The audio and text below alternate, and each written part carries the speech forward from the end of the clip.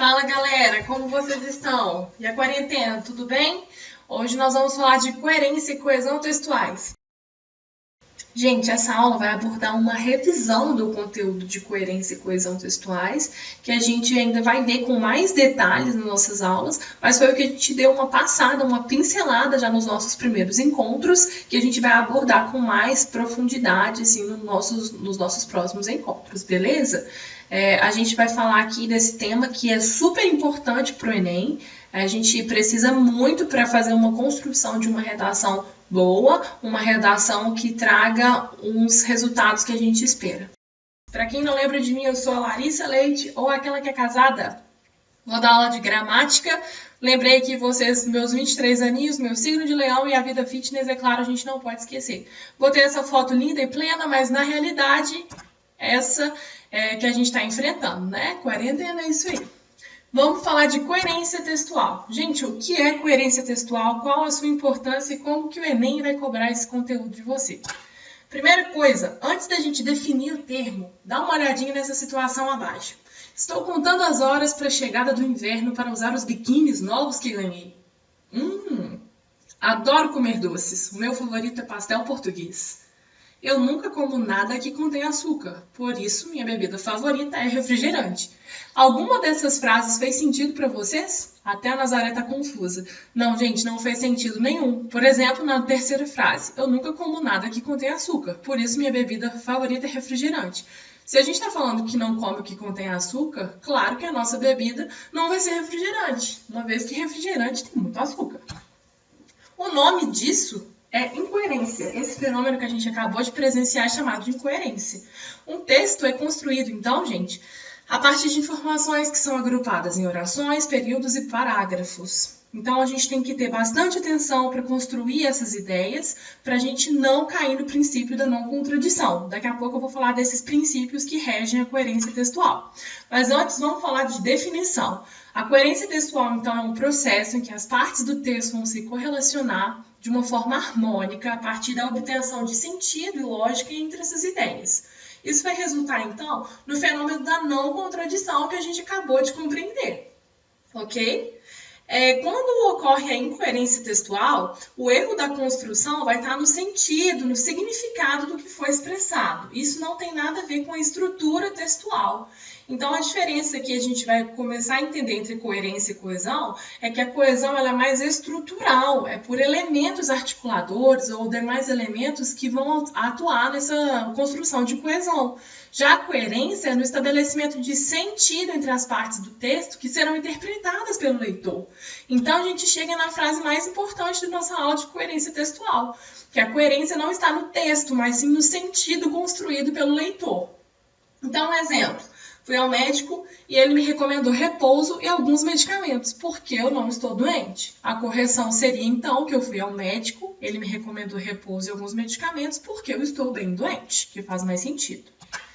Os princípios básicos da coerência, então. O primeiro princípio é o da não contradição. O texto não pode apresentar elementos que vão entrar em conflito, prejudicando a compreensão do leitor, como os exemplos que a gente já viu anteriormente, mas esse. Felicidade só é real quando compartilhada. E por isso eu vivo sozinho.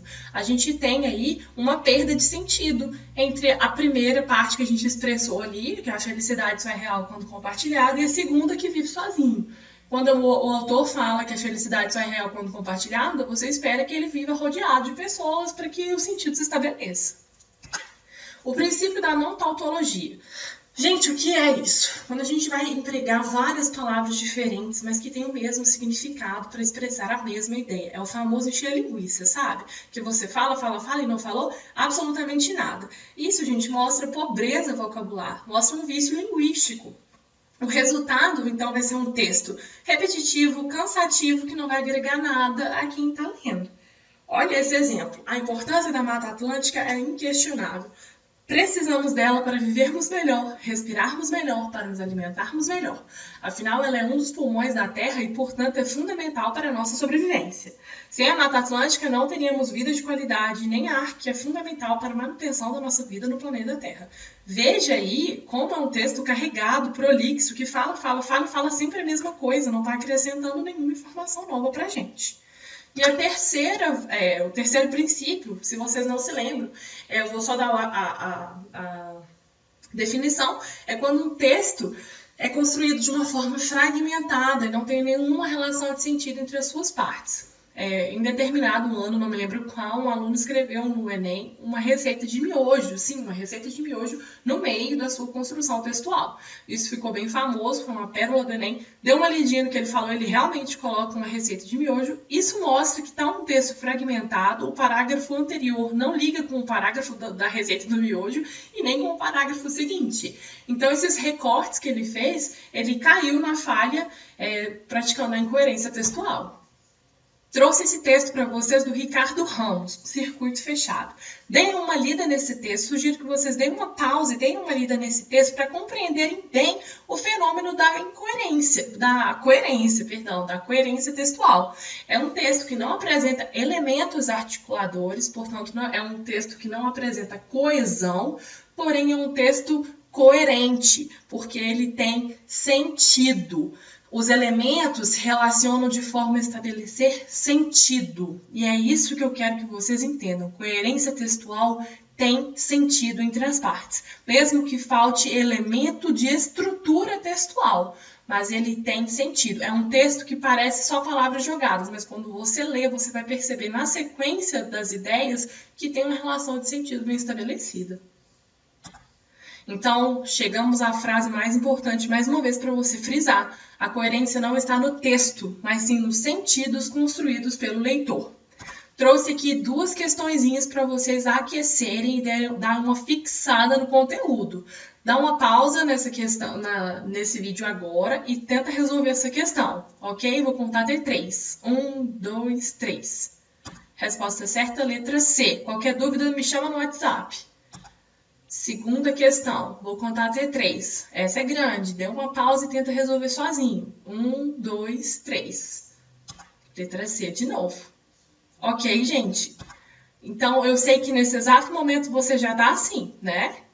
Ou então assim, que é a nossa cara quando acorda de manhã. Mas eu só peço a vocês, calma aí, relaxa, a gente já tá quase no final. Então, vamos falar de coesão textual. O que é coesão, quais os tipos de coesão e como o Enem vai nos cobrar esse conteúdo. Então, primeiro, a coesão textual, como eu já falei antes, é quando a gente tem os elementos articuladores que estabelecem sentido entre a relação entre as partes do texto, que vão partir os elementos estruturais mesmo, que são os conectivos, conjunções, preposições, pronomes e as próprias palavras. Vai estabelecer, então, uma relação de combinação, uma ligação, uma conexão que vai gerar sentido para a gente. Observe esse trecho. Estava frio, levantei cedo. Precisava ir para a aula. Foi um esforço, valeu a pena, aprendi a matéria. Então, quando a gente coloca os elementos de coesão, que são os elementos articuladores, vai estar, apesar de estar frio, levantei cedo, pois precisava ir para a aula. Isso foi um esforço, mas valeu a pena. Afinal, aprendi a matéria, que são essas palavras destacadas, elas nos dão, então, uma relação de coesão no trecho. O primeiro trecho, gente, sem as palavras destacadas, ele é coerente, mas não é coeso. Ele tem sentido, mas não tem elementos de articulação textual. O segundo trecho, ele já está coerente e coeso. Ok? Então, mais um exemplo aí. Maria estudou muito para o concurso, mas não passou. Nós usamos uma conjunção, que é o mas, que dá um sinal, uma ideia de oposição. Um trecho coeso. Eu não comprei uma casa, comprei a casa. Quando eu uso a casa, eu estou querendo passar a ideia de uma casa diferenciada, não é uma casa qualquer, é a casa. Então, a gente vê que o artigo definido, ele altera o sentido. Ok? Comprei uma roupa que quis usar. Esse que, ele dá uma ideia de retomada, também sendo um elemento coesivo. Então, as classificações que a gente tem da coesão textual. A primeira é referencial. Coesão textual é classificada em referencial quando a gente usa algum elemento para evitar repetição. Substituição é um exemplo. O médico chegou atrasado no hospital, ele pegou muito trânsito. Para não usar o médico de novo, eu uso ele, que é o pronome, para retomar. A reiteração é quando a gente vai falar assim, usar alguma palavra sinônima para evitar a repetição de palavras. Então, ela obteve alto desempenho durante sua apresentação, recomendamos que mantenha o nível da performance. Então, a gente vai usar as palavras sinônimas. A coesão também pode ser classificada em sequencial, que ocorre sem repetição de palavras e estruturas. Ela vai estabelecer, então, uma progressão lógica no nosso texto. A sequencial temporal é aquela famosa frase de Júlio César, né? Vim, vi, venci. Acordei, tomei um banho e fiz meu café. Mesmo que não tenha nenhum elemento articulador nesse trecho, nessa frase, a gente percebe que ela tem sentido, porque ela tem uma relação, uma sequência, né? Acordei, tomei banho, fiz meu café. Conexão, ele sai de casa todos os dias, mas sempre volta. Mais uma vez a gente utilizou um elemento articulador ali, fazendo uma conexão entre as partes no nosso trechinho. E a coesão pode ser classificada em recorrencial, que vai ocorrer por repetição de palavras ou expressões de maneira recorrente, proposital, com o objetivo de reforçar seu sentido. Então, um exemplo, eu corri, corri, corri e não alcancei o ônibus. Observem, gente, que esse corri, corri, corri não foi utilizado por falta de uma outra palavra que substitua o corri, corri, corri. Esse corri foi utilizado de maneira proposital, para ressaltar, para reforçar, para enfatizar que eu corri demais, e mesmo assim eu não consegui alcançar o ônibus. Tudo bem? Eu sei que nesse momento você está querendo dormir, mas eu estou de olho. Na literatura, gente, o grupo de figuras de linguagem utiliza muito esse tipo de recurso de coesão, que a gente acabou de falar agora, que é recorrencial. É um recurso estilístico na literatura. A literação, por exemplo, é um exemplo disso. Olha esse trecho do poema de Cruz e Souza. Vozes veladas, veludosas vozes, volúpias dos violões. Vozes veladas vagam nos velhos vórtices velozes dos ventos, vivas vãs vulcanizadas. A literação é a repetição que a gente tem de consoantes, mas a gente tem esse recurso que é estilístico, que a gente chama na gramática de coesão recorrencial, aqui a gente vai chamar de aliteração na literatura. E a assonância, que é a repetição de vocábulos, né, de sons de vogais. Essa desmesura de paixão é loucura do coração. Minha Foz do Iguaçu, Polo Sul, meu azul, luz do sentimento nu. A sorte de vocês é que eu não sei cantar essa música, tá bom? Senão eu cantaria. Bom, gente, chegamos ao fim dessa nossa aula. A nossa próxima aula a gente vai falar sobre os elementos de articulação, que são o gancho aqui que a gente entra em coesão textual. É importante que vocês façam os exercícios que eu coloquei nos slides. Na próxima aula eu já vou começar com exercícios de coesão para vocês relembrarem essa aula e nós vamos aprender mais sobre os articuladores textuais, como utilizá-los, a importância deles no nosso texto, como fazer uma boa construção com eles. Claro que a nossa aula de gramática vai estar sempre linkada com a nossa construção textual, que é o importante para a gente garantir uma nota fantástica no nosso Enem. Beleza, gente? A gente chegou até aqui. Se você me acompanhou, high five! E a gente se vê na semana que vem. Um abraço para todos vocês e fiquem com Deus. Boa quarentena!